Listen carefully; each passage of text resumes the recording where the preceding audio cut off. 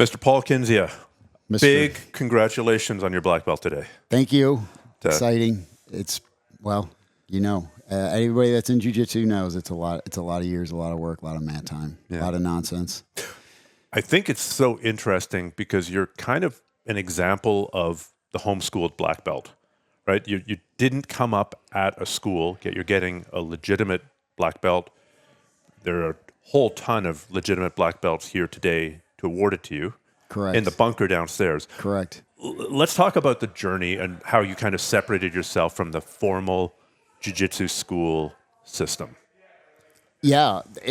Let's put some things in perspective. This is only my journey. I think the lesson that I think people can come away with is, if I love jiu-jitsu, as everybody who is into jiu-jitsu loves jiu-jitsu, but different people have different journeys, and there's components of jiu-jitsu that are more attractive and less attractive to different individuals. And what I came to, if we skip to the end, the most important components of jiu-jitsu to me ended up being, can I train safely? That's my number one priority. Also, for reference, I know we're on video for some, but for the podcast listeners, I'm a Masters 5 now. So I started late. What age did you step on the mat for the first time? 46 is when I really kicked it off. It was a late start. I was a late bloomer. I came from a triathlon background, and that was my passion. And then through a whole bunch of life events and health events, I exited Ironman triathlon, had years off, and then had an itch to do something again, as maybe not as grand as Ironman, because I always thought Ironman was like the grandest of recreational sports. But I like it. I like pushing myself and physically getting into things. And jiu-jitsu was something that I was always curious about because I watched the first UFC, from Denver. So I started there. And then you become curious, and, pretty soon you're like, oh, I think I want to try that. So this gets me back to training safely, training technically. I like technical gi competitive jiu-jitsu as both a participant and a fan. I like no gi as a fan. I prefer gi as a participant. I'm a fan. Because when you're... We're doing lots of little side quests here. We're doing a lot of side quests, and it's to set perspective. I'm a smaller guy, right? So I walk around at 165 pounds. A lot of times in the training room, you have to roll with what's there, not with what you want. So if someone's a big, strong, athletic person, how do you at least slow the match down, or how do you at least get into some technical jiu-jitsu when you're smaller, older, less flexible? My hips don't work like a 16-year-old's and those sorts of things. So train safely, train technically, and then train happily. And what do I mean by that is, anybody that's done jiu-jitsu for a while knows that there is a vibe going on between you and your rolling partner. We could tell that vibe if someone's rolling with us very angry, they're having a bad day. They're having a bad life. They're not in a happy place and whatever, and they're bringing that into the role with them. And they may also have a mindset of every role is world championship intensity, and they don't care about you. They're there to break you and win and be dominant. I'm there to improve my jiu-jitsu in little doses, and so I can keep going forward in doses. And that's where you get a good vibe, where you could still roll intense, you could still roll competitive, but you could tell when it's happy. Like, I'm having a happy roll with my training partner. Yes, we still might be trying to choke each other out, but it's a happy roll. We love doing jiu-jitsu. So safe, technical, happy. Now, back up, I started, almost a decade ago. So a decade ago, jiu-jitsu really was in a better place it was 20 years ago. But jiu-jitsu today is in a different place than it was 10 years ago. So 10 years ago... Continuously evolving. It is, yes. And not only the techniques, but the culture of it is evolving. Correct. And the teaching methods are evolving, hopefully, at most places. Correct. And so now I walk onto the jiu-jitsu mats in a school that today is a very good school, one of the top schools in Georgia. So I started there, but 10 years ago, it was a different culture. It was a different training mat. And what was it like 10 years ago?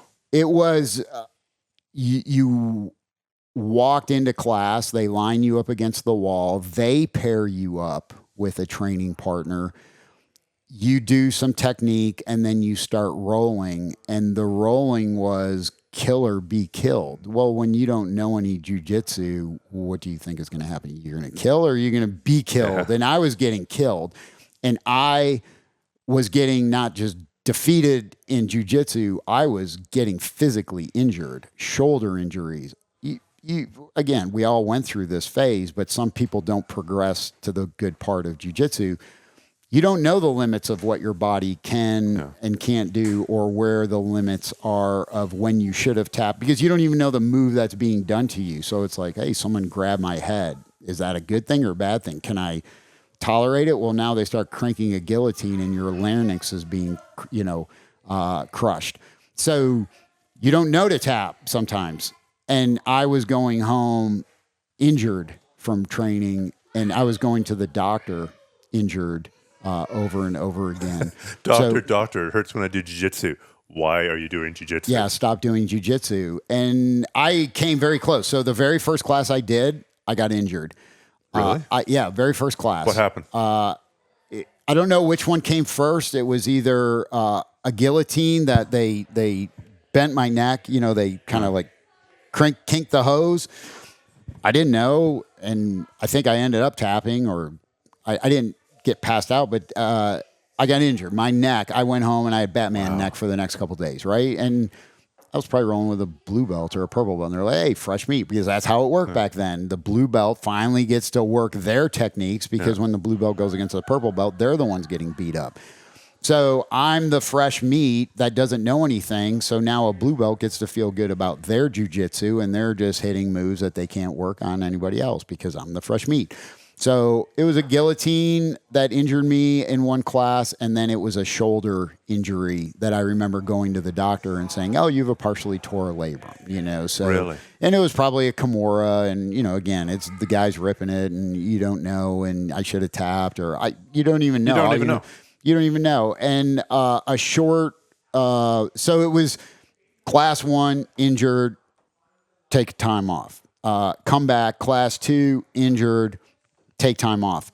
I told myself, I'm only going to try to get through this class to not get injured. I don't even care if I do any jiu-jitsu. I just don't want to get injured in class, because if I get injured 3 classes in a row, I am done with jiu-jitsu. That's fair. That's twice more than most people would. What even kept you going back? Because I didn't have frame of reference of, I was interested in jiu-jitsu, and then I was even interested in, wow, it obviously works in a reverse psychology way. And I just kind of looked at it as, even coming from triathlon, I'm guessing the triathlon must have played a role here. Like this idea of just grinding and grinding and grinding, like the way you get better at, working super hard for 9, 10, 11 hours in a race. Sure. Is by being mentally tough. So you were probably mentally tough and had this idea that you just had to keep pushing through. A little bit, but I'll take it even like in life. So I was even looking at it, which I still do, always trade orthopedic injuries for chronic diseases.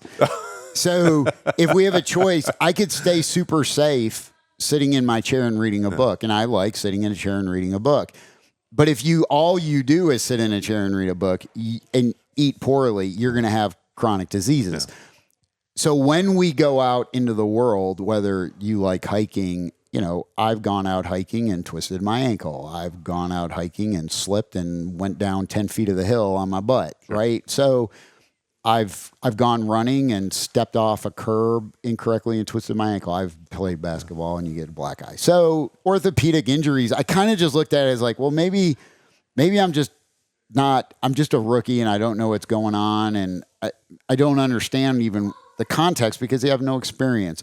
But I felt compelled to come back. But I also felt, if this happens 3 times in a row, like one time I just kind of gave myself a little rest. The second time I actually had to go to the doctor and get x-rays. and MRI. And then the third time I'm like, hey, this is not going to be for me, right? I'm a small guy. I'm a little older. It's mostly younger guys, and this maybe isn't the sport for me as much as I like watching it on TV or seeing the power of it in UFC or something like that. So that's kind of how it kicked off. But then it was my birthday of that year. I went to class. It was like 11 a.m. and I just remembered I was in the locker room and I said, man, my knee hurts. And I knew something went wrong in class. But again, you don't kind of know what's going on. I just know I was taking my gi pants off and my knee was already the size of a cantaloupe. And there was another guy in the locker room and he looked and I said, hey, look at my knee. Does this look like, right? And he just he almost started having like gag reflex, like trying to like almost miming throwing up. And he's like, oh my God, I can't even look at that.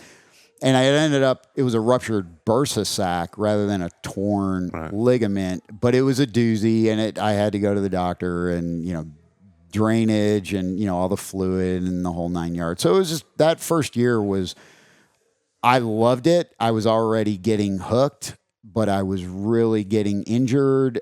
I was getting paired up with people that I didn't really even want to get paired up with, but that was part of class. I persevered through it, but then I also came to the conclusion through blue belt, I'm not going to make it to black belt because I'm just getting injured too much. And it just felt... Was any of this on you? Were you like the guy who would refuse to tap, or were you the guy who would go full bore? I think I was going full bore a little bit because I felt my only edge was cardio because I was this Ironman triathlon. So it's like, well, I can't out technique them. I can't out strength them, but I can move really fast for a prolonged period of time. And the guys would actually say, you should slow down and conserve your energy. And I thought, well, that's my only edge, right? Why would I do that? I'm here for a workout. So I had misconceptions. And again, 10 years ago, they don't explain these things as much as they're explained today. So if I see a white belt come into the gym and it's their first couple, a lot of schools, even including that school, they have foundations classes, right? They just don't throw you into the prison yard day one. Yeah, so a lot of schools, even across, and if schools don't have foundations classes and intro classes and some introductory an onboarding process of what's acceptable rolling behavior or prioritize safety, or if you're in doubt, tap. Even stressing, it's better to tap 1 second too early than 1 second too late, right? Even as a black belt, right? Tap 1 second too early than 1 second too late. But again, we learn the hard way. Schools learn the hard way. I almost became, a student that just walked out and never came back, and they lost my membership fees or whatever. But it did turn out by blue belt, I determined I wasn't going to make it to black belt just for out of safety and physical. It wasn't going to happen, so I needed to go and try a new gym. So I went up the road. There was another gym up the road, and I started over again with new friends, new culture, new classes, new instructors, new vibe. And I liked it, and they had even morning classes and lunch classes, and I prefer to train mornings and lunches, and it wasn't that much further from my house, so I just kind of looked at it as hey, I still get to do jiu-jitsu. I just am integrating. And that's just part of it with... I think there's a lot of people out there that they know their school, there's some monkey business. There is toxic culture. There is toxic masculinity. There are mat enforcers. There's still a lot of cultural junk in jiu-jitsu. And they're afraid to change schools, and they go along with bad behavior. They look the other way when people are treated inappropriately, or the instructor is not a nice person or does very bad things, right? Because we've been around a while, we know that there are schools where there's sexual assaults, there's physical assaults, there's felonies, there's a whole lot of things that happen with people that participate in jiu-jitsu. And a lot of times the students will look the other way or make excuses because that's their home, that's their passion, that's their hobby. Yeah, and leaving the school would not only be, they know that they could train jiu-jitsu in a new place, if they really love the sport, but they're leaving all their friends behind. It's kind of like one of the things that keeps people in a cult is that first the cult encourages you to isolate yourself from friends and family. Oh, you can't trust them because they will try to convince you that, I don't know, the aliens aren't real. Correct. And once you've abandoned your friends and family and gone all in on the cult, now the cost of leaving that cult is just tripled, quadrupled, decoupled. It's so much more expensive to leave because you don't think you have a social network left to go back to. So I'm not saying that all jiu-jitsu schools are cults. There's a lot of them, though. Yeah, and there's components, and there's levels. And some schools only have minor problems. Some schools have medium-level problems. Some schools have high. And what we even see is the remaining members sometimes don't even realize how sucked in they are to the cults and the branding and flying the flag, pledging allegiance, and wearing the patch, right? And it's almost like motorcycle gang mentality. They give patches out for the psychological, you're a part of us now. You're La Familia, right? So it is gis and patches. It is teams and gangs and flying the flag. And the old school Brazilian culture still is a component of criança, right? You're a trader if you go. And there was good reason 20 years ago, because 20 years ago we didn't have... The criança thing is older than that. That's Carlson Gracie back in Brazil in the... Correct. 80s and 90s. But when we think about it in the proper context, why was it that way? And I believe strongly that was before the democratization of information and utility of instructionals. So if you had a school, you had proprietary techniques, and you didn't want your techniques to be spread to everyone because in the tournaments, you had to protect your proprietary. Good luck with that in the internet age. Right, exactly. Whereas now, someone could hit a move in IBJJF and it's on Instagram literally in 30 seconds. Just go look at what this guy just pulled off in competition. It's almost instant.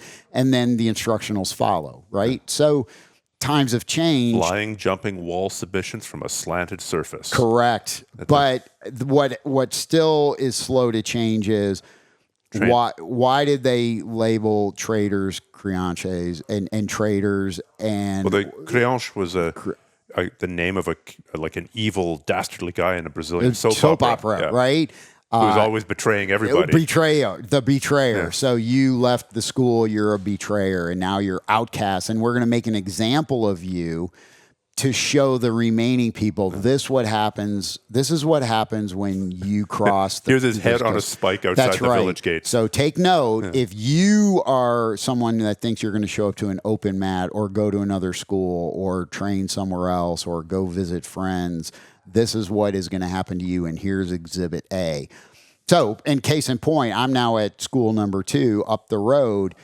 I have friends, and I enjoy training other places, and I enjoy experiencing, to even put it in context, even when I was in college, I show up, parents are like, you're going to college. Okay, I'm going to college, like freshman year. So I show up at St. Bonaventure University, a small Catholic school in Olean, New York. And I show up and people will be like, hey, how's St. Bonaventure? It's like, I don't know. It's the only school I've been to. Like, is it good? Do you like school? It's like, well, it's school. I go to class. And they're like, well, do you like it? It's like, I don't know. I have nothing to compare it to.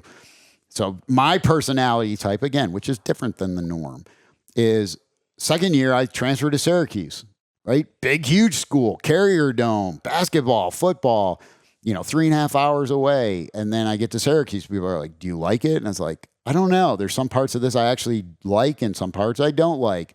So what do I do the third year? I try again. Oh, really? I went to a third school, and I went to the University of Buffalo, even in the night school on the North Campus. And I'm like, you know what? There's parts of this I'm starting to gel. Like, it's parts of St. Bonaventure I liked, parts of Syracuse I liked, but I never felt like, I walked in as a freshman. Because what happens as a college kid, at 17, you make this big decision where you're going to go to college. And to some extent, you think you're making it what you're going to do for the rest of your life. Right. But then what happens? You show up to campus, you go to the campus store, you immediately buy the sweatshirts, and you become branded in this college. And then you start telling people, I go to the best college in the world. And it's like, well, is it Harvard? Is it Yale? Is it this? Or like, why do you think? So for me, it's like I went to the North Campus of the University of Buffalo, and then I was like, hey, I really like parts of this, and I'm really honing in. And then eventually I transferred to the South Campus of University of Buffalo, and then just super excelled. But I had all this, like, I knew why I liked it, and I knew why I fit in better. But I wasn't afraid to just be like, hey, is this perfect for me? I was always that person who was like, I want something to compare it to. A, B. Split testing. You're a split tester, right? Like, let's split test this for one. So by you training at different schools, it's essentially doing the same thing. Correct. So I go up to school too. But meanwhile, I am a competitor. I always enjoyed competing in IBJJF specifically. And I would be on the road and I would hit the circuit. So I see other competitors consistently, mostly in the Southeast, whether it's Washington, D.C., Nashville, Miami, Atlanta, because you're based Charlotte. in Georgia. Yeah, I'm based in Atlanta, Georgia. There's a lot of IBJJF in the Southeast United States. You could almost every other weekend find an IBJJF. Maybe drivable, maybe a flight, but you have plenty of access to competitions. And I would see these guys, Tom Wortman and Matt Shand, at these competitions, and they were from a smaller school in Atlanta, Buckhead Jiu-Jitsu. And they were performing really well. And there was a couple other people at this school, and I was like, how is this small little school like putting people on the podium of IBJJFs? And I became very impressed, and I would go up to them. I'm like, what are you guys doing? Like, you're from this small school, but you're like winning medals at PANs and things like that. They're like, why don't you come train? They were smaller people, right? So there are some schools you'll notice are all huge guys. Yeah. Some schools are smaller guys. Buckhead at the time was a lot of small guys, like 170 pounds and less. I was like, perfect, that's me. So they're like, why don't you come train down? I was like, I'll try that, right? So they would invite me down. I met some of them. Matt Chan we joke, I call him my jiu-jitsu son. Tom Wortman. But we were so fanatical about competing in jiu-jitsu.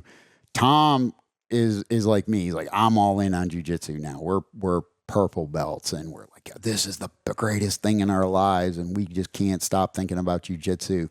And Tom's like, I'm going all in on jiu-jitsu. So Tom's like, I'm going and getting my black belt from the Mendez brothers in Costa Mesa at AOJ. They got Tynan Delpro, they got Jonathan Alves, it's Guy Mendez, it's Hoffa Mendez. Like, I'm going.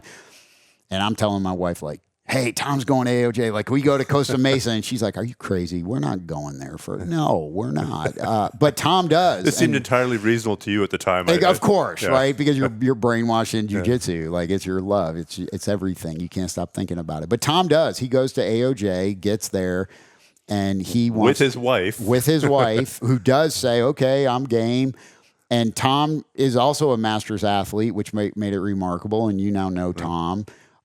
Tom's super disciplined, but Tom wanted to know what his potential was as an individual in jiu-jitsu. And I was always super impressed with Tom. And Tom then says, hey, I'm here. I'm integrated in this new school and culture. Come experience what arguably greatness really is at AOJ. And I'm like, I'm coming. Like, of course, you're going to say, why don't you come check it out? Of course I'm going to come check it out. Even if you're some random school, I'm going to come check it out to see what it's about.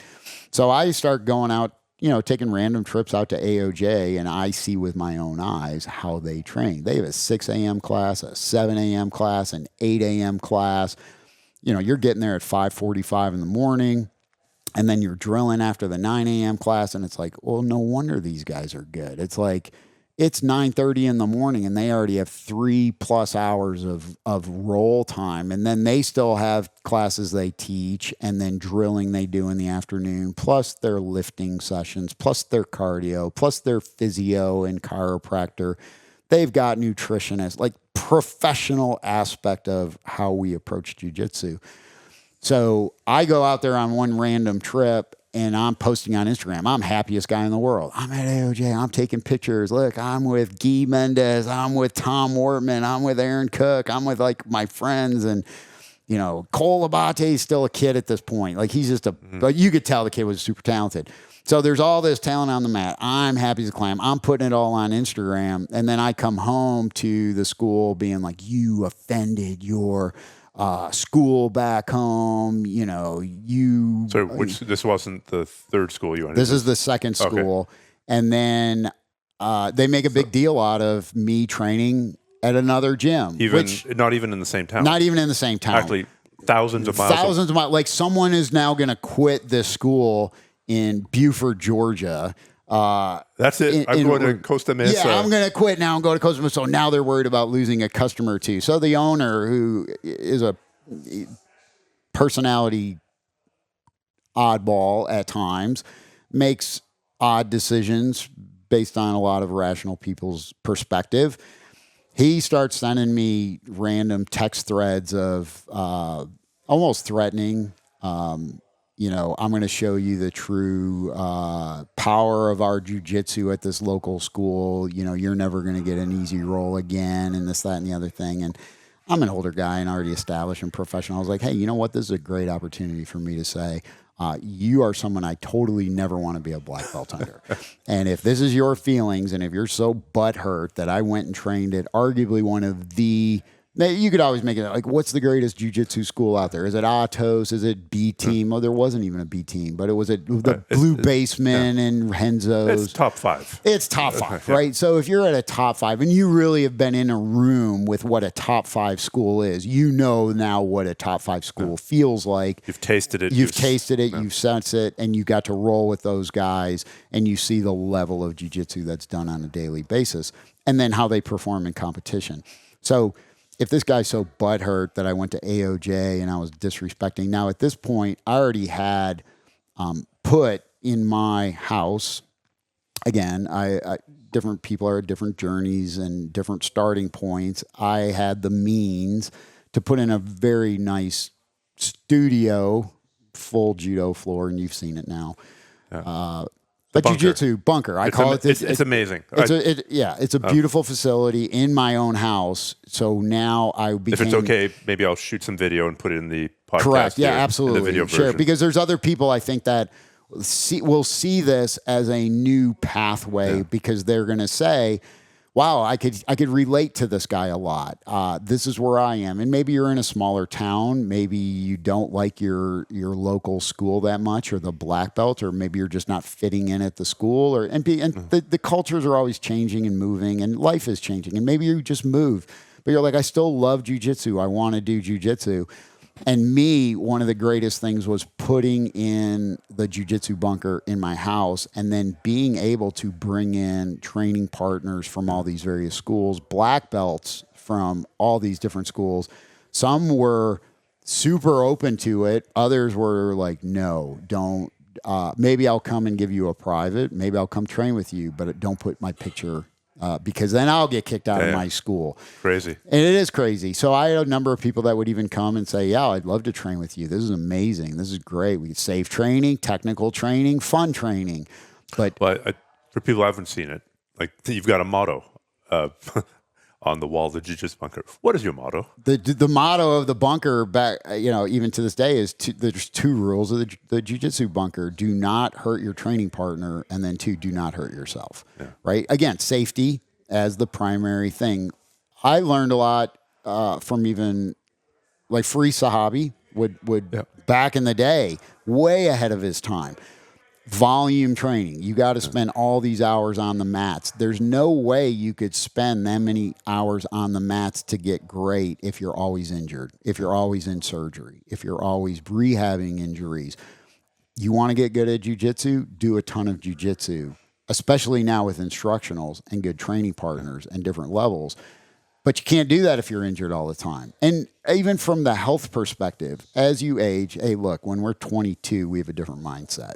Destroy the body because you're invincible. You don't really think about, I'm going to die, or I'm going to one day be a grandpa or something. Yeah. So you're 22. Okay, I get that. Or one day I'll need to hold a pencil with these hands. Right. That's right. And when I'm 40, I might want to look out a rear view mirror. Or when I'm 50, I want to be able to walk or maybe hold my grandchildren or whatever it is. So I always put health. Like, why would we do an activity like jiu-jitsu? It's a wonderful health activity done properly with the right perspective. Why? Are you working on mobility? Absolutely. Flexibility? Absolutely. Pliability? Sure. Strength, cardio, hand-eye coordination. Can you almost think of an activity where you would get, because like triathlon, it's like, Okay, you're working on endurance. Your heart and your lungs are good. Yeah, your heart and your lungs are good, but go look at a marathon runner. Like, are they the epitome of what your physique you aspire to be? It's like, I don't aspire to look like a marathoner. Those champion marathoners are 135 pounds at most. That's not what I think of health and fitness. So, where do you want, what is the goal of why you might want to do jiu-jitsu? Well, in terms of being aspirational, why don't you go into more detail about the bunker? Certainly, I have a dojo in my home. Who needs a garage for cars? Cars can go on the street. Correct. So lots of people. You don't have to get this fancy, but you've got it pretty fancy. I have fancy. You have fancy. I've been to your. I've been to your dojo. It's not bad. It's not bad. But there was a time when I had puzzle mats in a basement apartment. Correct. Where we were banging off of the kitchen cabinets, and I wish I had photos of it. I never thought to take photos. Right. You're rolling around, you're literally smashing the kitchen cabinets, and that's a possibility. And then, as you move to a different place, we need a garage and a space heater and some mats. Correct. But describe the bunker. It's pretty incredible. It is. It's plenty of room. I would say maybe it's at most 20 feet by 20 feet. It has a full Olympic judo spring floor. The springs, 2 layers of Russian Baltic birch, plywood. The springs are what, like 5-6 inches high? Yes, and the same springs they do use for Olympic judo floors or gymnastics floor exercises, so they can get the recoil to send a gymnast doing backflips. That's basically if you do end up taking a hard sweep or a hard throw. Even just what happens is, even if you're just doing safe jiu-jitsu, but someone's playing De La Hiva, they get a collar sleeve, they pull you down, they kick your leg out. We're often falling on our knee. We're often falling on our elbow. We're falling on our hip. Their purpose, being the guard player, is to break our posture, break our structure, break our base. So it's a lot of tipping, and we're falling over. So now we get to how much more pleasurable it is to roll on.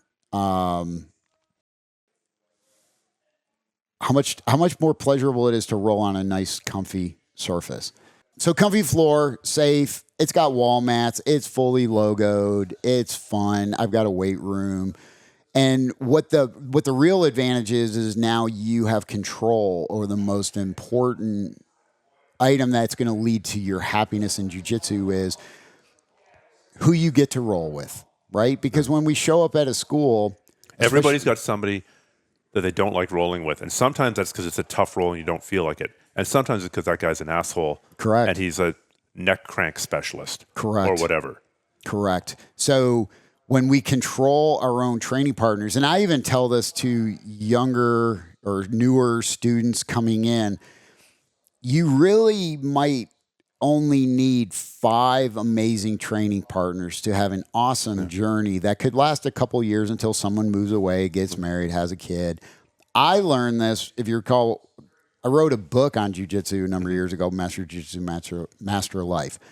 In the very first chapter, it was about Espen Mathisen. Yeah. And Espen was this European kid that fell in love with jiu-jitsu in a culture that didn't even know what jiu-jitsu was. So he's over in Europe. He's Northern Europe. He's like Estonian or Finnish or something. Yeah, I forget it. Yeah, it was like Finnish. Yeah, exactly. Yeah. So he has very few training partners, but he finds a couple. One of them ends up like partnering like Tommy Langerker, right? So we have like these two guys that are just out of nowhere, but they have YouTube videos and a set of mats. They go on to be arguably some of the top players in professional jiu-jitsu right now because they were willing to put in the time, watch the videos, break it down, and have fun. And they enjoyed working together.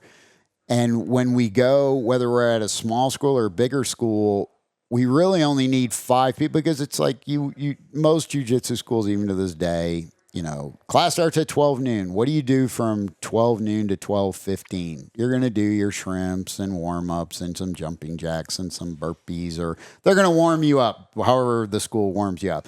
And then for the next 15 minutes, they're going to teach you a technique or two. And then you drill the technique for the next 15 minutes. And then a lot of times at the bottom of the hour, it's like, hey, we got 30 minutes left. Like, let's roll. Might be 7-minute rounds, might be 5-minute rounds, but you're going to roll. And if you're forced to roll constantly with big, strong, aggressive people that break you, you're not going to have a fun time in jiu-jitsu, and you're eventually going to quit. And most of us that have been around know this, the retention rates in the activity of jiu-jitsu are low and shouldn't be as low. It's not for everybody. Jiu-jitsu isn't for everybody, but it should be for more people. And I believe there are more people that like jiu-jitsu, maybe even love jiu-jitsu, but they didn't like certain components of it. And then they finally said, you know what, there's other things I could do with my life. Even at a large school, let's say you go to a school where there's 60 people on the mat. You're probably going to end up spending most of your after the initial period of not knowing whether your ass goes up or down. Once you get to blue belt, say, you're probably going to be training mostly with a smaller group of people. You're going to have your 4 or 5 regulars. Now, you might need those 60 people on the mat and those 200 people at school to find your 5 training partners that you actually enjoy working with, where you're actually making benefits, where you're having fun. Correct. So you're kind of bypassing that and just bringing in the 5 people. How do you find the 5 people? Well, that gets to, homeschool is a funny thing. It's the best word I could describe the approach I decided to take as an early purple belt. I still want to show up at schools and get in real roles with unpredictable training partners and different layers of partners, levels, sizes. That's not to say I'm convinced somebody could really become a very competent practitioner and even skip a lot of the stuff that I found enjoyable, which is I was still a member of different schools where I would pay a monthly fee. The difference, though, was when I showed up at some of these other schools, they expect you as now an outsider, because you're not a homegrown white belt. You're coming in from the outside. They want you to pledge allegiance to the flag. They want to patch you up. They want to brand you. And especially if you're competing. And especially what the hell are you doing competing under their flag? So you competed a lot. Whose flag did you compete under? I've competed under a number of flags. I've competed under Creighton, SBG, Straight Blast Gym. I've competed under Alliance. And for perspective, I am, some people would look at it as like, you're the ultimate creanche. It's like, no, I'm the ultimate homeschool. Like, I really want to go out there and see what jiu-jitsu is about, because I've trained at dozens of schools around the country. I've been invited and I've taken advantage of that. And even in Atlanta, it's a big place to train. And I've been in most of the schools in Atlanta. Had good experiences and bad experiences. So I got my blue belt under Paul Creighton, who was a Henzo black belt, Henzo Gracie black belt. Paul's very competent, very high level jiu-jitsu practitioner, very good school. I went to Straight Blast Gym up the road and got my purple belt. I was awarded my purple belt there. And then I was ultimately kicked out of SBG.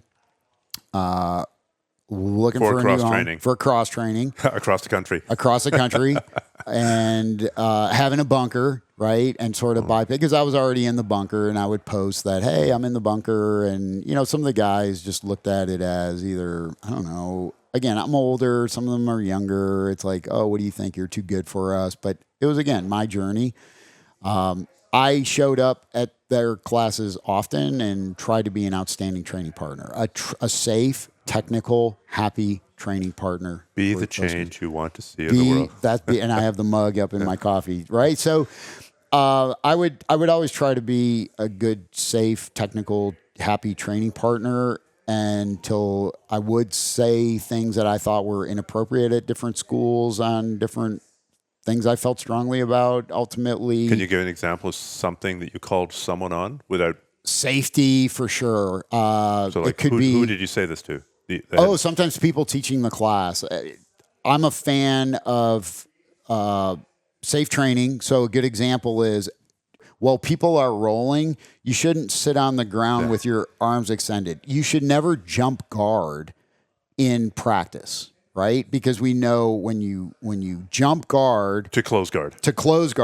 and it goes wrong, it goes horribly wrong. My jiu-jitsu son, Matt Shan, it happened to him in a live IBJJF competition. Guy jumped guard, came down too low, landed on Matt's knees. He was fully planted, hyperextended. His knee buckled the wrong way completely. He was out of jiu-jitsu for 18 months or something crazy. It was and it was on video. And because I love Matt and I train with Matt and I respected Matt's jiu-jitsu and his competition pedigree, it broke my heart. I winced and I said, this actually should be a banned move even in IBJJF at certain belts, maybe all the belts. Like jumping guard, you could pull guard, right? Like if you want to be a guard puller, no problem. I respect the guard. I like guard players. Full on jumping guard when you could really hurt people, and I've seen it even at the black belt level where guys, it's a career ender, right?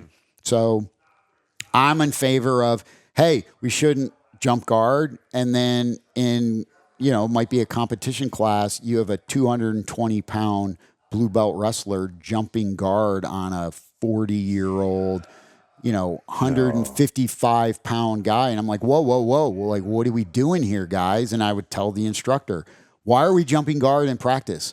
Well, it's a legal move in IBJJF. I'm like, okay, let's acknowledge that. But this is the practice room. He's 220. He's 160. He's young wrestler. He's old and has to go to work on Monday. Deductibles on health insurance in the United States are really high, right? Yeah, like this, and this could be a career ender if this goes wrong. So I would speak up on conduct, behavior, safety. Oh, that must have made you real popular.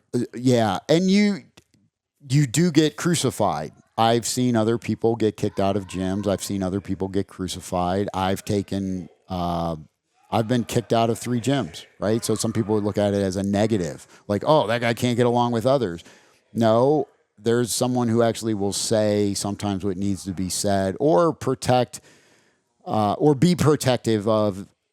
I always had a soft spot for recreational. I love competing. Yeah. I chased IBJJF points. And for the record, like when you look at the point rankings, you did very well. Blue belt, purple belt, and brown belt. Blue belt, I chased points. I was black belt. Too early to say. Too early to say, but I'll give it a go. But blue belt, number 1 in my age overall and weight, and purple number 1 in lightweight, number 2 overall. Brown, I got to number 3. So competed often, and you've seen some of the positives of that, but some people don't like to compete, and I am so supportive of people that just want to do jiu-jitsu for health and art and social and fun.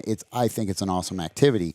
So when you see these people coming into some of these schools, say, I don't want to compete. Great. Like, we can still be amazing training partners. We can still have fun. We can still get better technically. Women, I think women are horribly treated in most jiu-jitsu schools because no one stands up for them. They're forced to train. Look, for every one woman, what do you think the ratio is at most of these schools? Like 1 to 20? Yeah. I would have guessed 1 to 5 to 1 to 10, but I think it depends. There are certain schools that are more, yes, and then there's some once schools, you get a nucleus of women, you get a lot more women. You get a lot more, but then there's been schools where it's like there's one woman on the mat, and it's like, this is probably... You, ma'am, are brave. Yeah, but also she's the survivor bias, right? So if you roll with her and she's already up in the colored belts, she will destroy you. Why? Because she's learned to fend off complete animals that mauled her for years, and somehow she kept coming back.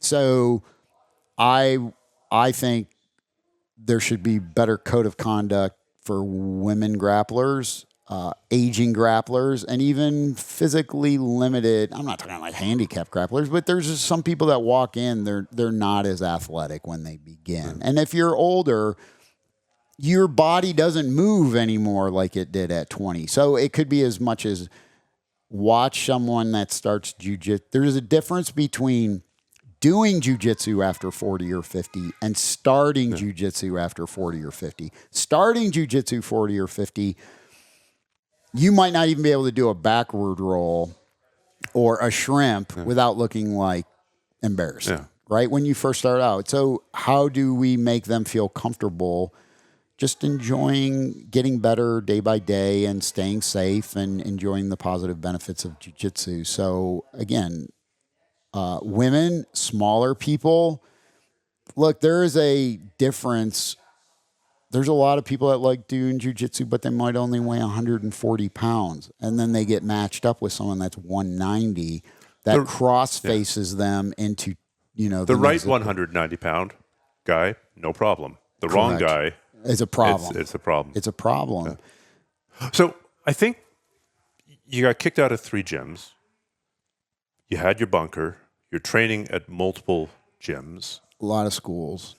I think one thing that stops people who are so worried about, who may not enjoy certain aspects of what's going on at their gym, they may think it's a toxic environment. They may be entirely okay training on their own in, call it a garage gym. Correct. I mean, what you have is a deluxe garage gym, but a garage gym is the whole issue of getting promoted. They want to get promoted. So did you worry about... Yeah, there were a couple times. The promotion? So there were a few times where I just... early on, I wasn't as transparent. I knew what I wanted, which was to be homeschooled. But I knew to even compete, you need to be someone signing off on you. You need to wear a patch in theory. I would still compete a lot with a blank white gi. I sometimes wore a bunker gi, or I sometimes wore another school gi, right? And people would get offended and butthurt because, what gi did you wear? But what people didn't know is I might have been training in the bunker and at 3 other schools and paying membership fees or drop-in fees or mat fees. Were you paying more than one membership fee at a time? Sometimes. And again, I have resources that a younger person, so we need to disclose contextualize that. So I have resources. I had a passion and I had the desire. But what would also be funny is when people are like, wow, you're always here. It's like, yeah, that's super special because the next gym down the road says, Paul's always here. And then in the bunker, if you look at my Instagram, he's like, all he does is train in the bunker. So again, I still think someone could get very, very proficient with a small handful group of training partners. If their training methods are right. Right, with the right instructionals, the right guidance, and then periodically taking some privates, and then periodically rolling with people outside their circle to get an honest check. Yeah. I always looked at competition as the honest check. But you were doing a lot. Like, how many competitions were you doing in a year?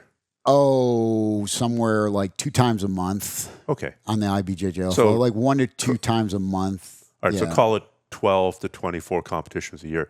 That's a whole lot of honest feedback. Feedback from the universe. Correct. And sometimes it's humbling. Like, and again, at the colored belts, you have holes in your game. If you're a blue belt, you have holes in your game. If you're a purple belt, you do have holes in your game. If you're a brown belt, and even if you're a black belt, you still have holes in your game. It's just, can the other person exploit those in a short amount of time? Masters, you only get 5 minutes. But now you get into, competition, again, resources. People don't realize how expensive it is to really be a competitor on the IBJJF circuit. But all that money that you're making. From the competition. Exactly. All the endorsements and the gis. It's like, no, I didn't have any sponsors. But, to drive somewhere, there really were days, weekends, I would wake up at the butt crack of dawn. I would get in my car by myself. I would drive 12 hours from Atlanta to Miami. I would check myself into a hotel, sleep in a hotel, wake up the next day, check my weight. You show up at the convention center or wherever the athletic event is, IBJJF Miami. You go out there and you get smoked in the first round. And IBJJF is one and done. And now, depending on the bracket size, you don't even get a chance to do the open class. 12-hour drive home and going, then fuck. Well, the other thing is, like, what if your match was like at 2 o'clock in the afternoon? So you sat in a gym all day. You have no one else. You sat in a gym. You go out there. You get smoked. And now it's like 2:05. And you're like, well, it's too late for me to drive home. It's a 12-hour drive home. And I already booked a hotel. So now you got to go eat dinner by yourself, cry at the bar of an Outback Steakhouse. And then you go back to your hotel, and then you wake up the next day, and your Sunday is spent driving 12 hours by yourself. You're just lucky that your wife used to do triathlon, because I've heard similar stories from the triathletes I know. For sure. That the intense time investment, like if you're going to go do, if you live on the East Coast and you're going to go do, I don't know, the San Francisco Ironman. I'm assuming there's San Francisco. That is not just a one day. That's a commitment. Now you're talking flights, hotels recovery. Getting gear out there. Yeah. So these things to go. So you trained her well, or you picked someone who came from a background of like heavy time investment in. And don't get me wrong, like you know my wife now, so she will honestly say, "I wish I would have known all this before because I wouldn't have went for it." Right? Like jiu-jitsu, she's not a jiu-jitsu fan, and she saw all the toxic nonsense that I had to persevere through, and she would just shake her head like, well, you're complaining a lot, and I see you crying, and I feel bad. I love you. You're getting hurt, but, you have the option to stop. Yeah. Like, why are you doing this? And it's like, unless you love jiu-jitsu, It's like, I don't know. There are times I should have stopped or find something else to do. Like, there are other activities out there. Pick up scuba diving or something, right? So, but that was our journey, and that's what Cave diving or base jumping. It's safer. Correct. Yeah, exactly. But so getting back to...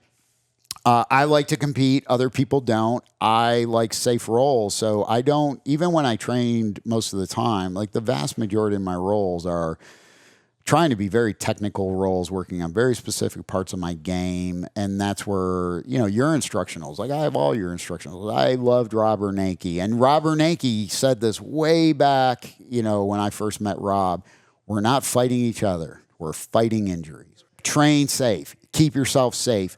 There is nothing more important. And if you have to hurt someone else's feelings, because jiu-jitsu people think they're tough, but they're very fragile emotionally, and they get butthurt super easy. Sometimes it is smarter. Sometimes, hey, let's roll. No. And that's very difficult the first couple times you do that. Hey, you want to roll? No. I've seen you roll. I'm not rolling with you. You got to hurt your feelings. They're like, why do you? Now they get butthurt. Why? Oh, you're too chicken, and it turns into that, right? Yeah, I just say, yeah. I lean into it. Yeah, I'm too chicken. I see what you do. You smash people. You're amazing. You're a Hulk. You're a beast. Oh man, you're a lion, the shark, right? All the words that trigger the puffing of the chest. You're a shark in an ocean of lions with wolves surrounding the sheep. So I just lean into it, and then I say, yeah, you know what? You're just too tough for me. I don't have it today. Like I just want to go home and read a book. I'm not up to your standards. Yeah, book. What's that? Book. Tablet. Stone tablet. So, but I did ask you, and we got side quested. When you were a purple belt, say, and you're on this ronin type journey, yes, did you worry about how am I going to get my brown belt? How am I going to get my black belt? Because I do think that keeps a lot of people. They're worried about if I'm not under anyone. Like, let's say somebody went complete garage gym. They don't have the money to train at multiple clubs. Maybe they can do the occasional drop in, but they're not under Jim Bob's jiu-jitsu school. Without Jim Bob to say, here, I shall award you your brown belt. Yeah, it is a problem. And the way I solved it is just one way. In hindsight, now through my story, I think other people will see, oh, there's a lot of ways to attack it. So for me, I naturally got promoted to blue belt at my first school. And then I had to decide, I'm never going to make black belt here because they will destroy me. At the time, I think that gym has changed. I actually enjoy training there. And I still train. I go back and I take classes there. The second school, I legitimately got promoted. And I had to do what was funny is they have, SBG is known for Ironman promotion days. And I'm a legit Ironman, so I always thought. The concept is the whole school comes out and you have to roll with everybody. And then at the end, you get to roll with your ranking professor, and then you get your belt. And I remember my purple Ironman, it was over 2 hours. And for mine, they put out a garbage can. They told you you're not allowed to go to the bathroom. And they hype it up as it's the whole team unity. And there is something to be said for that. It could be a wonderful experience and a team building thing to bring in even people. It's almost like a Kyokushin karate, Yeah, 10-man because kumite type what thing. what also happens is, and I like training mornings and afternoon, like mornings and lunch. So if there's classes at 6 or 7, I like going to morning classes, and I'll go to various gyms that I know might only have Tuesday, Thursday here at 6 a.m., but then Wednesday there's a class over there at 7 or something, right? So I like training mornings. I like training lunch. Evenings has its own culture, and what you'll even see at different schools is there's a different culture even within that school at the 6 a.m. class versus the 12 p.m. class versus the 7:30 younger competitive class. And the cultures are different.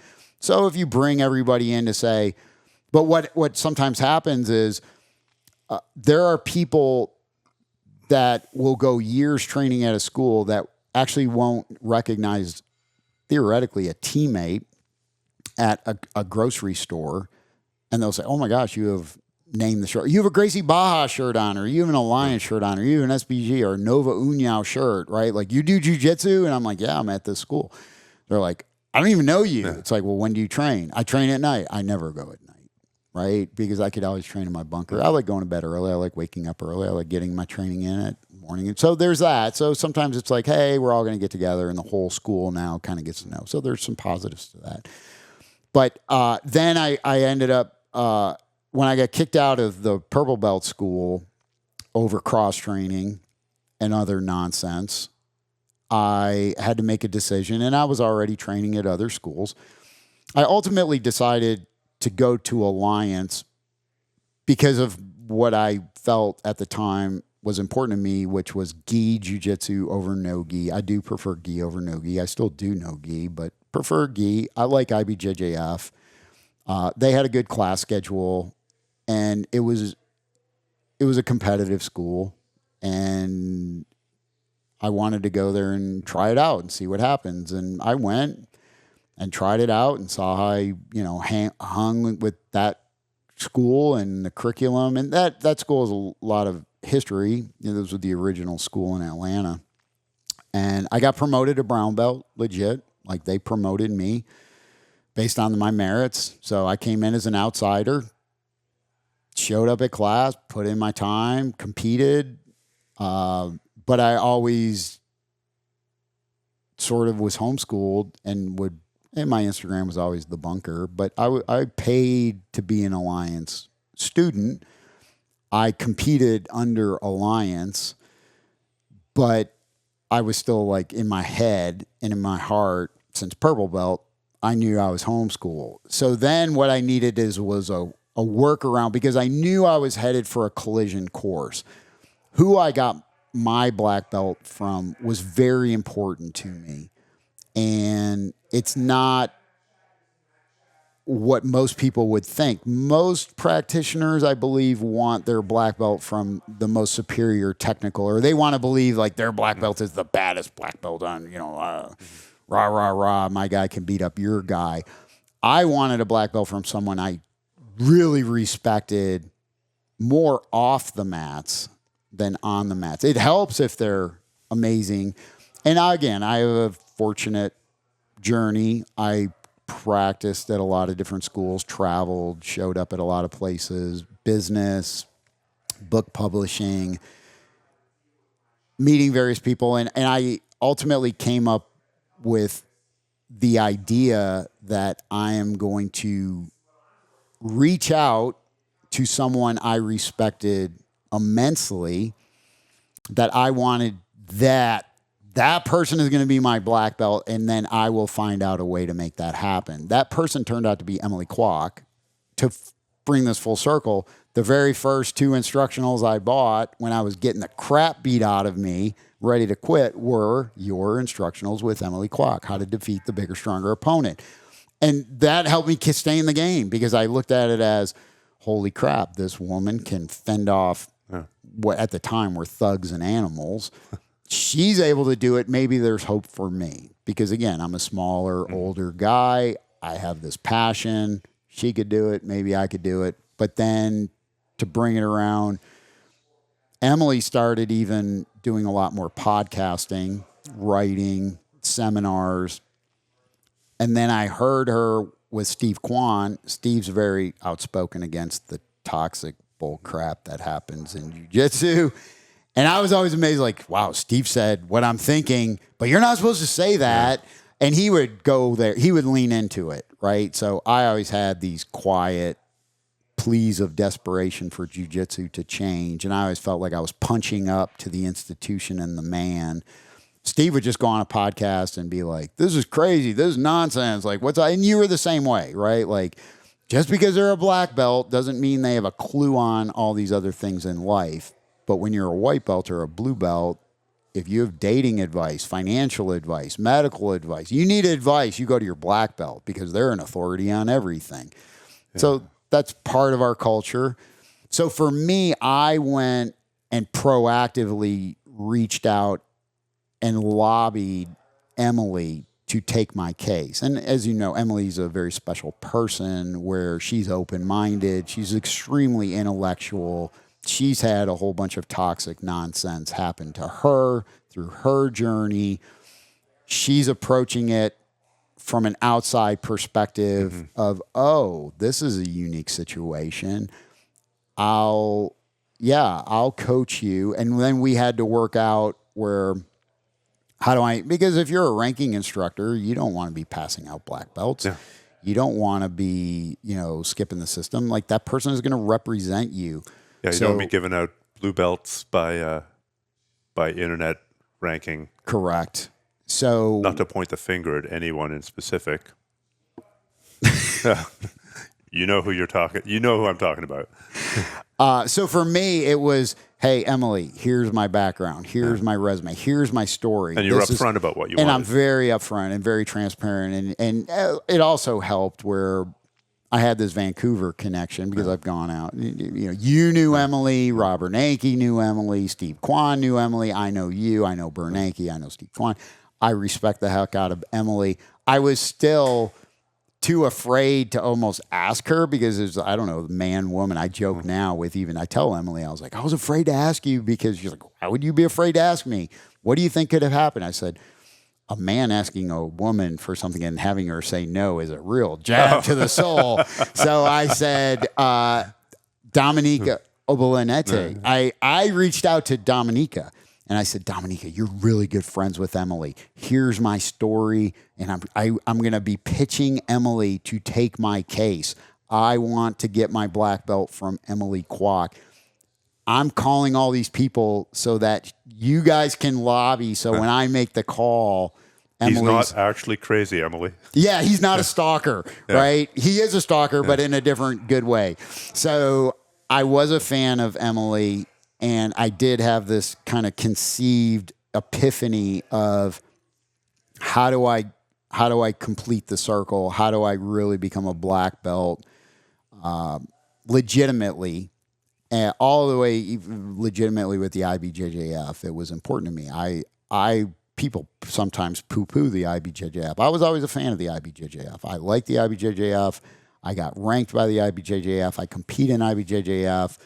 And people don't know there's two different even levels of black belt for IBJJF. You could be a registered black belt at IBJJF, and then you could be a certified black belt at IBJJF. And I actually went through all the background and courses and referee to be a certified black belt. So with enough time, I will be able to even rank my own black belt. God willing, I'm old enough and I'm still able to be on the mats.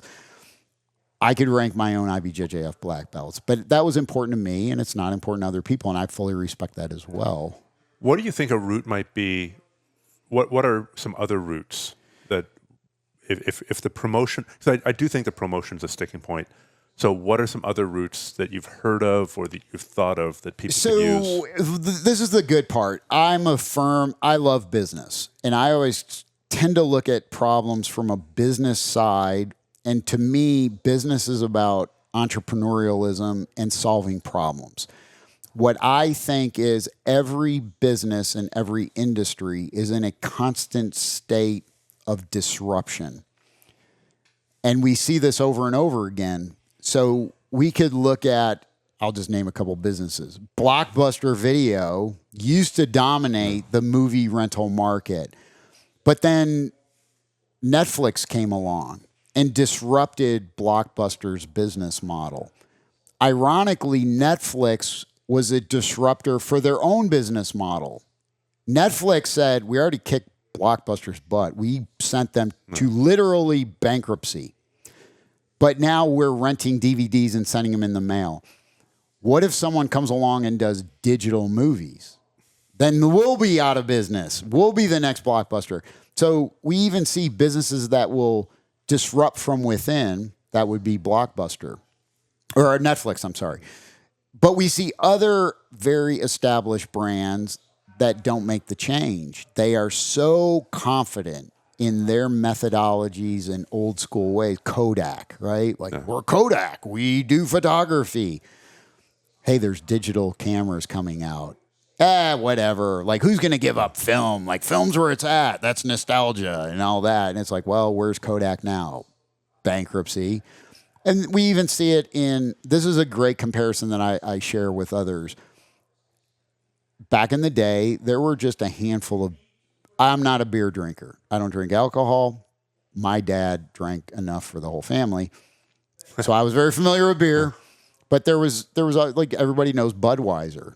Everybody knows Coors. Everybody knows Molson, right? There's a couple big established brands.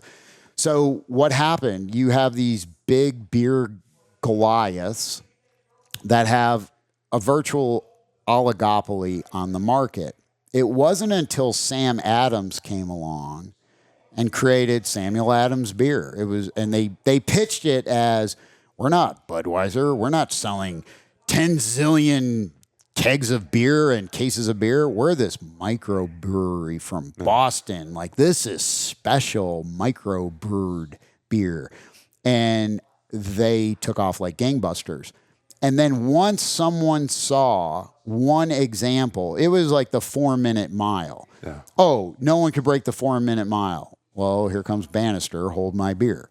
And then everybody said, oh, you can run faster than 4-minute miles. And then within months, 16 people or whatever. Or the 1,000-pound squat. Exactly. Yeah. So now we look at all these industries, beer.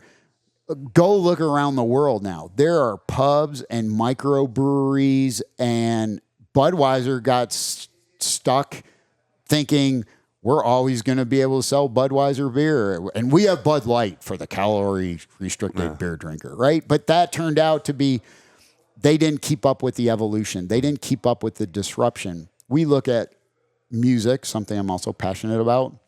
There were days where it was Sony Music, Geffen Records, Columbia Records. There were just a handful of recording studios and recording arms, and all the musicians had to try to get into that funnel. And then those music companies said, what?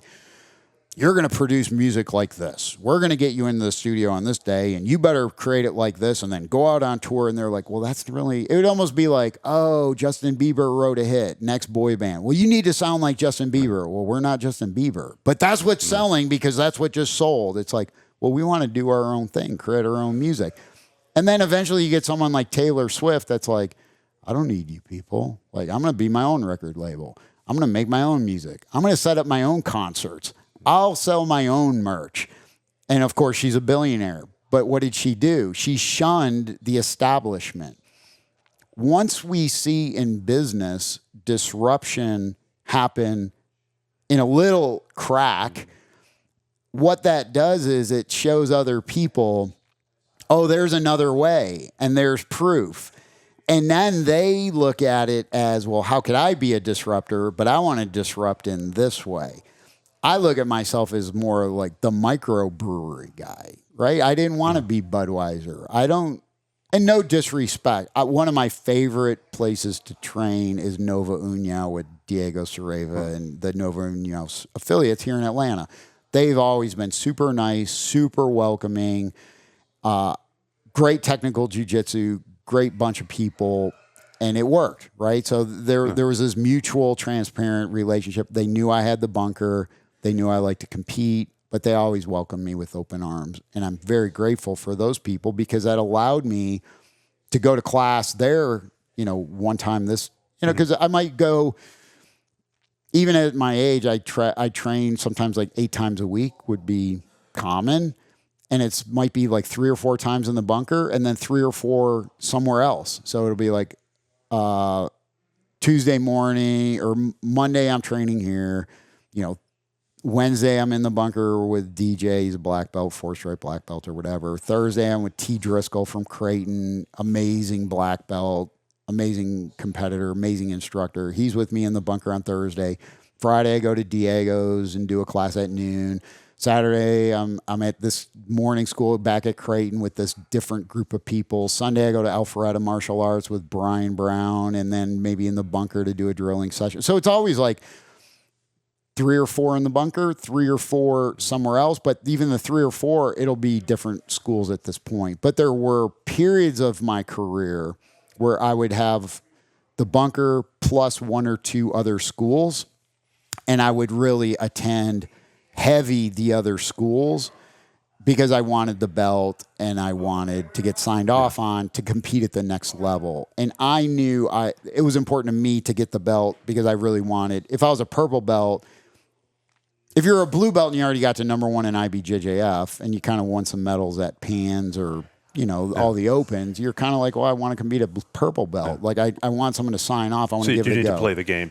You have to play the game. Whereas now, what I think is going to happen, the disruption is real. It is happening. These bigger schools are stuck in their old methodologies. BJJ Globetrotters is kind of an example. I mean, they have their problems with the IBJJF. Correct. But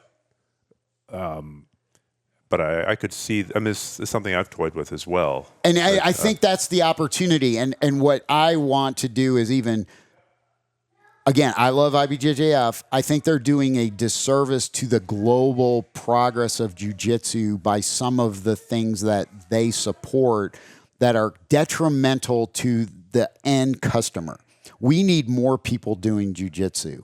Some of them may be competitors, some of them not. But I also know if you go into a school with 100 students, only 2 to 3 to 5% of the people compete. And out of those, some of them stick to like the Nagas or the local new breeds or whatever the local tournaments are. So at the IBJJF level, you're only talking 2% of participants of jiu-jitsu that are going to show up at that level of competition. So if IBJJF even wants more customers and their hit rate is 2%, well, then we need jiu-jitsu to grow from 100 students to 200 students. So now 4 people are doing IBJJF. And if they want 8 people to do IBJJF, we need 800 students. So I want to grow the pie, not grow the slice. So, but if we start getting into disruption, what's to stop you from setting up your remote certification process where we'll give you your blue belt, purple belt, brown belt, black belt, by mail, essentially, or by the internet, and you can get you start giving out your black belts after 4 years of training once a week, which isn't enough. And I go, man, I know how I can get his business. You can get your black belt with me in 2 years of training once a week. So there's a couple things, and I thought that through we want the legitimacy of the art to be there. There are always people that are cutting the corner to be belt chasers.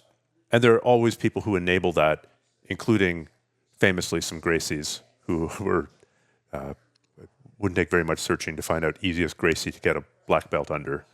Correct. And they've been given out for political reasons to people who barely train at all. Correct. So there is a long history here of... When we talk about promotions... Because I'll think about that. It's like, hey, there will be one day where I'm the ranking black belt instructor, hopefully, right? So I'm going to have to make that call. Like, how would I want one of my black belts? And how would I even want them to behave? Who would I want them to become as a person beyond their jiu-jitsu skills? But if someone is a white belt, there's a couple things we could look at. One of them, as much as it's sort of a poo-pooed, but it is attendance. Do you show up and do you put time in on the mat?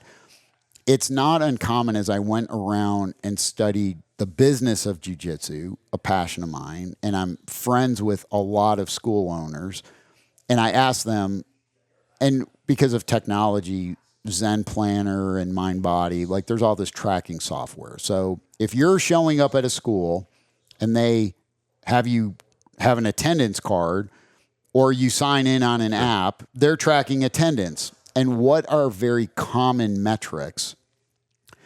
As a white belt, you should be getting striped at about every 30 classes. Once you get to blue, purple, brown, this is where the differentiation happens in the industry. Some schools are as little as 60 classes to get a stripe. So what that would imply is you earn 4 stripes and then you get your next belt. So it's basically like 5. So if you're at 60, you better be putting in a minimum of 300 sessions before you're getting in your next belt. Some schools are 75, some schools are 90. I had over 600 at all my belts. So I think for blue, I was 672. For purple, I was 674. And at brown, I'm over 600. So but I was training all the time, right? And that also helps. Like, you want to be a competitor, you better be going above and beyond the normal. So 1 is attendance. 2 is, I call it the 75-25 rule. Now, what's that? If you're a white belt coming up on blue, I would try to match you up with blue belts, the belt you're aspiring to, match you up with blue belts of approximately your same demographic. So if you're a 120-pound woman, it's not a 200-pound guy. Age, weight, gender. Age, weight, gender. And then say, go roll at the blue belt. And I want to see 75-25. 75% of the time, you're still losing, but then 25% of the time, you're actually starting to get stuff off and winning positions and hitting techniques. Maybe you lost the round, but it shouldn't even be like, oh, we're fighting as a death match. I'm watching that was the a nice person. Tactical escape. That was a perfect That's sweep. right. And they're hitting it 25% of the time on their roll, which means they're at the beginning of the blue belt process, right? And it's the same thing. If you've put in hundreds and hundreds of classes at blue belt, I want to see how you're rolling against purple belts that are good, solid purple belts. And then it's like, same thing. Yeah, you should still be kind of eating it sometimes. You're going to eat some gi, but then are you able to do some stuff 25% of the time where that purple belt's like, man, that kid's becoming a handful. Like, please promote. You should be having the when other next students. rank up is asking you to promote somebody. Yes, that's a good sign because they're getting butt hurt. That if it's a purple belt, the purple belt does not want to consistently keep losing to the blue belt. And I've been there. I'm like, would you please freaking promote this kid? Because it's like at a black belt level, like I don't want to lose to the purple belt. But then you're getting into the sandbagging. Because the instructors are purposely keeping them low. And that's part of it. And we need to realize it is the student being 12-time blue belt world champion. Yes. Hang on. Wait a second. Yeah, exactly. So there is attendance. There is the 75-25 rule. There is testing, right? Like, hey, these are the core techniques that we would like to see you absorb. And then we want to watch you interact with the other students. Are you an asset to the school or are you a liability?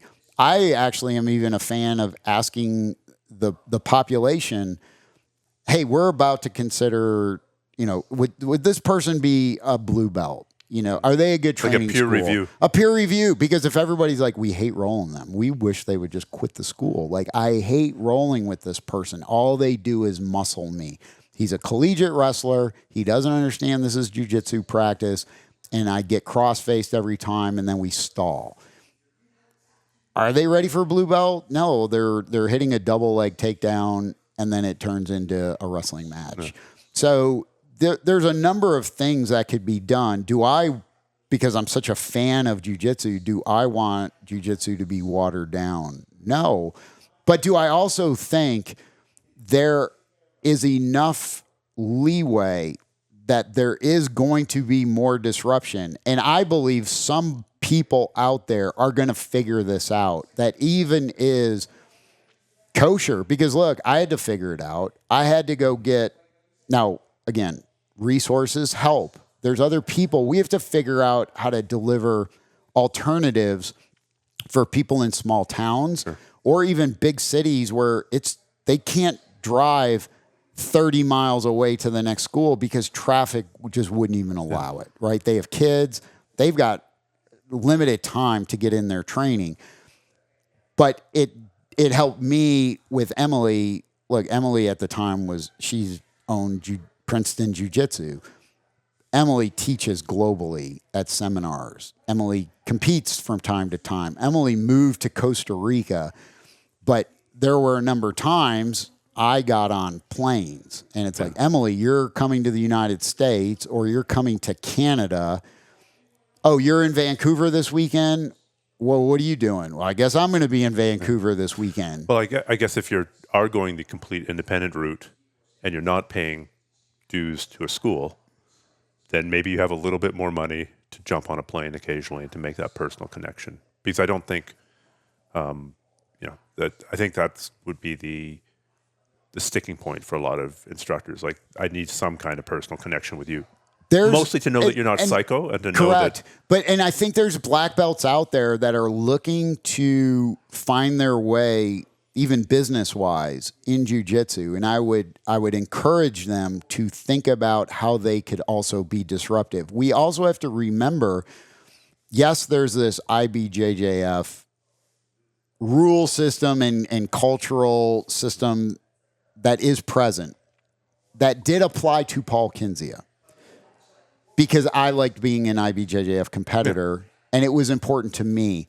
But to Stefan Kesting, you may not even care. You're still a legit black belt. You're a black belt. You've been doing jiu-jitsu for decades. I got my black belt in 2006, and I'm not recognized or certified by the IBJJF. Correct. So does it matter to you? No. And that's where I would challenge even the students to ask themselves, if you're not interested in competing in IBJJF, and you may even love no-gi jiu-jitsu, this new thing, right? And now you're saying, well, I only want to compete in the local tournaments or do ADCC regionals or whatever it is. Or I don't even want to compete. I just love no-gi jiu-jitsu. So once in a while I throw on a gi, but I love no-gi jiu-jitsu. And I don't care about all this political nonsense. I don't care about team points. I don't care if it all so bothers me. It's like you see all these posts on social media. Our McDonald's franchise system is 13-time world champion school. It's like you have 700 affiliates. It's like saying we won the hamburger contest. Well, how did you judge it? Well, who sells the most hamburgers? Well, you got a mom and pop who sells a really nice hamburger that's known in the local community for having a high quality filet mignon burger. But then you have 700 McDonald's franchises that accumulate sales because we know we sold 8 billion pounds of beef. We sold 8 billion pounds of beef. So now it's like, okay, we could brag about your team trophy, but if you really are aware of how IBJJF works on the team components, it's actually a bunch of nonsense because you say, oh, I was part of this world championship team. You're pulling from not even dozens of affiliates. You're pulling from hundreds of affiliates, and you would never even recognize someone else who podiumed from your own school if you didn't recognize the patch. You weren't training partners. You never rolled with that person. You never even saw that person in your life. You just happened to have a business owner that has a franchise or an affiliate with this other thing. And that to me is detrimental to the totality. What impresses me more is when an AOJ, Art of Jiu-Jitsu, sends 12 people to some event and makes the team podium. What's more impressive? One school sending 12 people to Euros and 10 of them are on the podium. Then, the person that got second place on the human wave podium. attack. Yeah, exactly. Well, we had 452 competitors, and we outblasted AOJ on the team points. It's like, really? This is detrimental because what it should be the local, if you train at that school, that is your teammate. That's a school. Yeah. That's the team because they are your teammates. They are in a building. They are in a building. You share the mats. You sweat. You bleed. You go through the grind with those people. That's your teammate. So judge that. and now give. Why? Because jiu-jitsu is growing and growing and growing. When all these smaller independent schools are growing, and 2% of their students are attracted to this IBJJF infrastructure.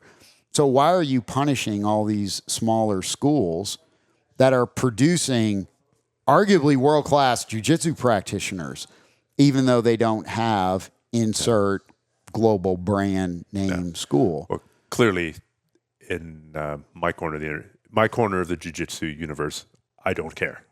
So this is something I've had to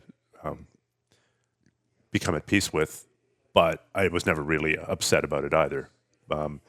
Paul, we've got your promotion ceremony to get ready for. Yes. And then we've got a party to get ready for. Yes. And so thank you so much. Congratulations, Thanks man. so much. Very impressive. And I Thank you so love much. the fact that you're showing an alternate route through the wilderness. Yes. I Doesn't mean encourage that people. the traditional routes aren't good, but it's good to have Options, backup plans and good to have disruption. options. Disruption is good for all businesses. It moves us forward in humanity.